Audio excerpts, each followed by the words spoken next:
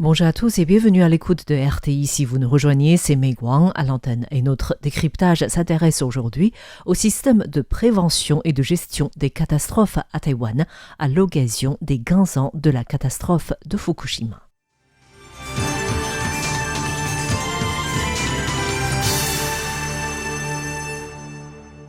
Le 11 mars 2011, un grand séisme suivi d'un tsunami dévastateur qui a atteint la centrale nucléaire de Fukushima Daiichi a provoqué l'un des plus graves accidents nucléaires de l'histoire.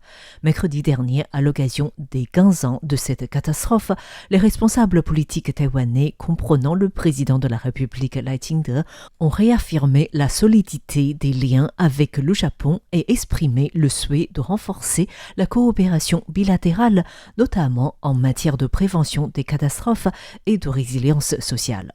À cette occasion, RTI s'est également intéressé à la situation de prévention et de gestion des catastrophes à Taïwan. Il s'avère que certains chercheurs estiment que le système actuel présente encore de nombreuses lacunes pour faire face aux catastrophes naturelles de nos jours. Les chercheurs ont indiqué que le séisme de magnitude 9 sur l'échelle de Richter, il y a 15 ans au Japon, a non seulement provoqué l'effondrement de nombreuses habitations, mais a également déclenché un tsunami dont les vagues ont dépassé les 10 mètres de hauteur, ainsi qu'une fuite radioactive à la centrale nucléaire de Fukushima. Il s'agit ainsi d'une catastrophe composite ou combinée. Selon les chercheurs, ces dernières années, les catastrophes combinées se sont multipliées à travers le monde. La catastrophe liée au débordement du barrage Fatai'an survenu à Guangfu dans le comté de Hualien l'année dernière en est un exemple. Les experts et universitaires soulignent ainsi que le système actuel de prévention et de secours de Taïwan reste encore ancré dans une approche de gestion des catastrophes isolées, ce qui ne suffit plus pour faire face aux catastrophes combinées.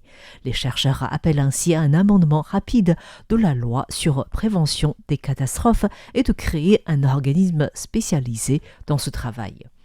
En fait, Taïwan a adopté la loi sur la prévention et la protection contre les catastrophes en l'an 2000.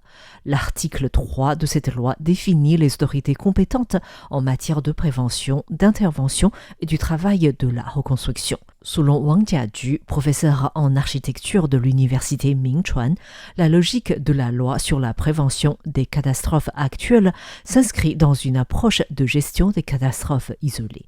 Or, dans la pratique, une catastrophe entraîne souvent, directement ou indirectement, d'autres catastrophes. Face à des catastrophes combinées, le système national de prévention se heurte alors à certaines anomalies.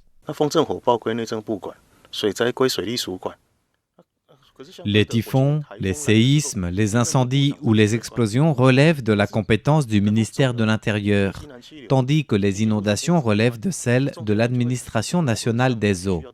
Or, en cas de typhon, le ministre de l'Intérieur est le commandant de gestion des catastrophes, mais une fois le typhon passé et le courant d'air du sud-ouest installé, le commandement de la gestion revient au ministre de l'Économie.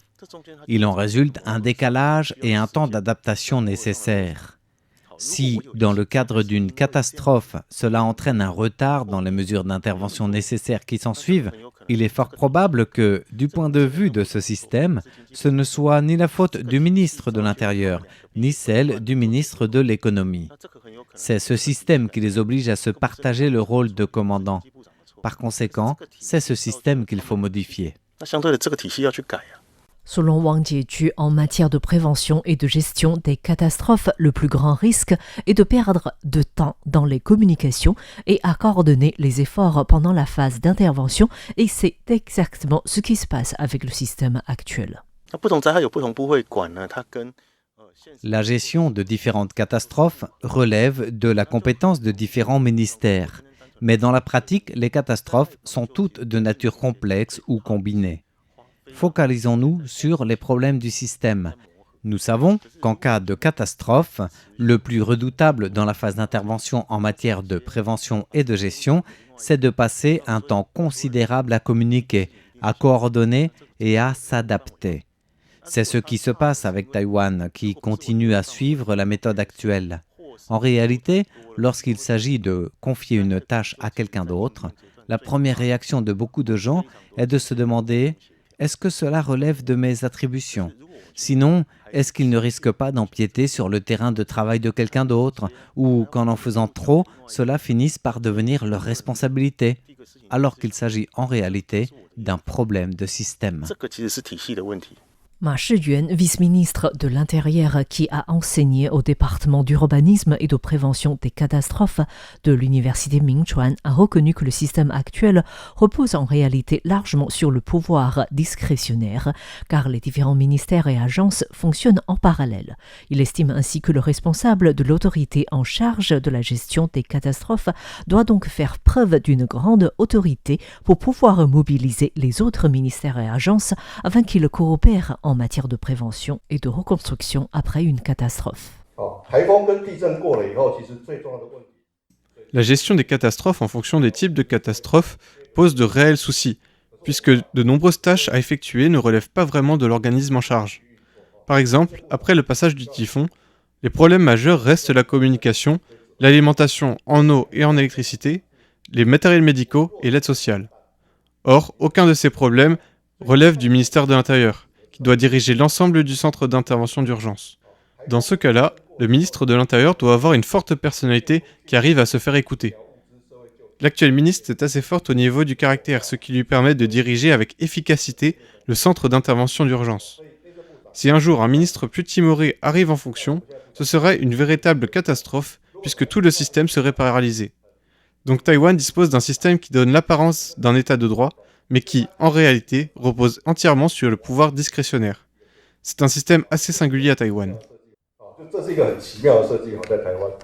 Quant à la nécessité d'ajuster le système de prévention et de gestion des catastrophes, l'ancien ministre de l'Intérieur Li Hongyuan avait évoqué l'année dernière les modèles américains et japonais à la suite de la catastrophe du barrage Fatayan.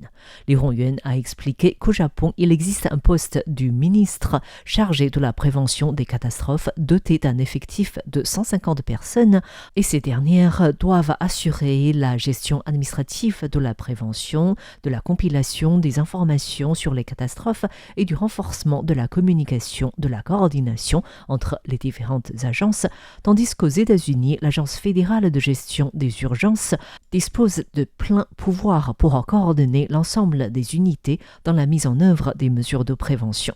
Le professeur Wang Jiaju a souligné qu'en réalité, la tendance internationale s'aligne progressivement sur le modèle américain. Il conseille ainsi à Taïwan de suivre le pas rapidement en procédant à une modification de l'organigramme du gouvernement et en mettant en place un organisme spécialisé dans la prévention et la gestion des catastrophes. Le Bureau de prévention et de gestion des catastrophes et celui de l'aménagement du territoire devront être fusionnés pour créer une commission de sécurité intérieure. Ces deux cellules combinées devraient permettre d'avoir 50 à 60 agents pour la commission. Cela représente déjà une échelle de base. Si cette structure de prévention et de gestion des catastrophes est élevée au rang de commission, alors elle prendrait une dimension concrète, car le Bureau de prévention des catastrophes est actuellement une unité administrative, mais pas une unité opérationnelle. Même si ce bureau actuel peut élaborer lui-même des plans à moyen terme et demander des budgets, il n'empêche que ses effectifs sont trop réduits. Si le bureau devient une commission, il lui sera possible d'assurer la coordination entre les différents services ainsi que la planification nécessaire. Cela permettrait de remédier à un problème majeur à Taïwan, à savoir l'absence de cerveau, c'est-à-dire l'absence de coordination centrale dans notre problème de prévention et de gestion des catastrophes. Wang Jiaju a en plus souligné qu'en plus de la mise en place d'une cellule spécialisée, Taïwan devrait procéder à une analyse générale de la situation pour les 20 prochaines années en tenant compte des données climatiques, de la structure démographique et du contexte social de Taïwan afin d'élaborer une stratégie à long terme en matière de prévention et de gestion des catastrophes. Merci à tous d'avoir suivi le décryptage de ce jour consacré au système de prévention des catastrophes à Taïwan. C'était Mei Wang pour RTI.